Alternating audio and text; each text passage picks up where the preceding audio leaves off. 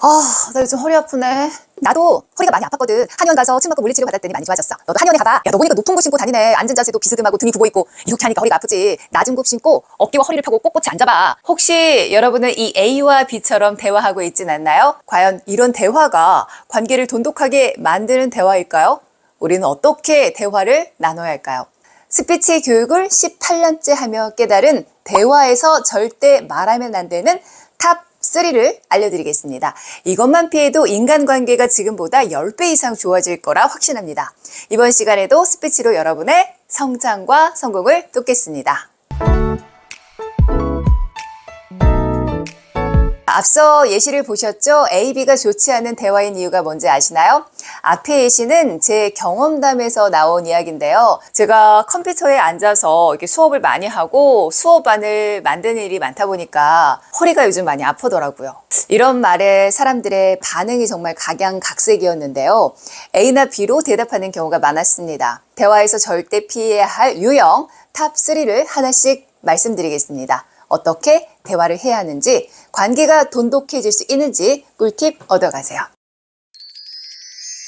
먼저 대화에서 절대 피해야 할 유형 첫 번째는 충고와 조언입니다. 충고와 조언은 상대방이 요청했을 때 하시는 게 좋습니다. 먼저 섣불리 충고와 조언을 하시면 관계가 멀어질 수 있습니다. 처음 만난 사이에서도 충고와 조언을 하는 경우가 많았는데요. 나이가 더 많은 사람이 나이가 적은 사람한테 충고나 조언을 하는 경우가 많죠. 제가 허리가 많이 아프네요 라고 말했을 때 저보다 나이 많은 분들은 대부분 야, 엑스레이 찍어봐, 한의원 가서 침 맞아봐, 운동 좀 해, 이렇게 충고와 조언을 많이 하더라고요. 제가 원했던 것은 충고와 조언이었을까요? 치료받는 것이 빠르다는 것, 자세가 좋지 않다는 것 알고 있습니다. 그런데 조언과 충고를 들었을 때 나를 진심으로 생각해 주는구나 보다는 잔소리처럼 들리더라고요. 스스로 알아서 할 수 있는 일인데 제 자유의지를 꺾는 느낌이 들었습니다. 자꾸 깜빡깜빡해. 투두 리스트를 만들어 메모해봐. 많이 피곤하고 힘드네. 야, 체력을 키우기 위해 운동 좀 시작해봐. 습관적으로 문제 해결책을 제시하려는 충고와 조언만 대화에서 피해도 관계가 더욱 좋아질 거예요. 두 번째는 추측과 판단입니다. 허리가 아프다고 말했을 때 B가 이렇게 말했죠.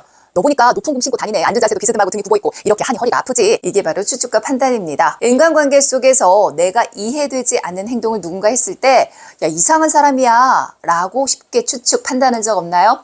왜 이렇게 우리는 추측하고 판단하기를 좋아할까요? 우리의 뇌는 주목만 합니다. 우리가 생각하는데 많은 에너지를 소모하죠. 그래서 생각하기를 회피하게 되는 겁니다. 허리 아픈 이유가 높은 굽을 신고 다녀서 앉은 자세가 바르지 않아서 운동을 안 해서 여러 가지 이유가 있겠죠. 그런데 상대방에게 자신이 판단해서 이렇게 말한다면 좋아할까요? 저도 알고 있었습니다. 그런데 허리 아픈 이유를 판단해서 말하는 것을 들으니까 듣기 좋지 않더라고요.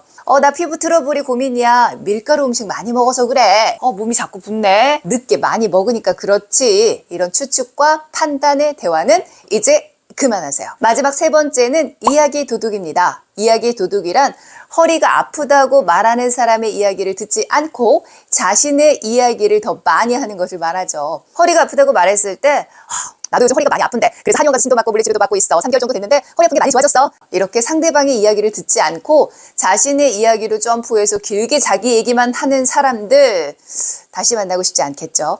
대개 사람들은 듣는 것보다 자신의 이야기하는 것을 더 좋아합니다. 더 이상 상대방의 이야기할 기회를 채가는 도둑이 되지 마세요. 앞에 세 가지 충고와 조언, 추측과 판단, 이야기 도둑, 대화에서 절대 하시지 마시라고 제가 말했습니다. 추가로 그럼 어떻게 대화를 하는 것이 사람의 마음을 얻고 관계가 좋아지는 대화법일지 세 가지를 알려드릴게요.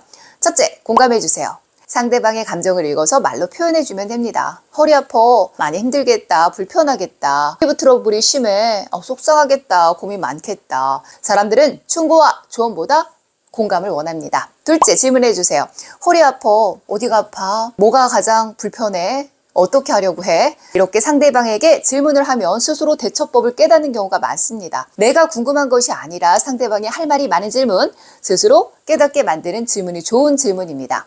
상대방을 변화시키고 싶다면 충고나 조언하는 것이 아니라 좋은 질문을 던지세요. 셋째, 자신의 입을 닫고 귀를 열어주세요. 그 사람의 말을 적절히 반복과 요약을 해주시고요. 눈맞춤과 고개를 끄덕이면서 잘 들어주세요. 자신 말을 줄이고 상대방의 말에 귀를 열고 적극적인 리액션을 해주며 대화를 이어가세요.